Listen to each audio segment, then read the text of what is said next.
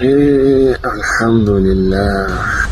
Sen yaratgan olamu inson güzel. Sen yuborgan Mustafa Qur'on güzel. Sen buyurgan her amel iman güzel.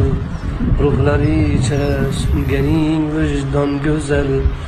Bu güzellikler cemalinden senin. Her işin, her sözü ahkamın büyük. Hem cezayin hem de inamin büyük. Kılganin insanga ikramın büyük. Cennetindek dini İslam'ın büyük. Bu büyüklükler celalinden senin. Sen yaratmış iki dünyayın tügel. Her sıfatın hemme esmayın tügel. Berçemen leylerde imlayın tügel. Dilleri içre çekken imzayın tügel.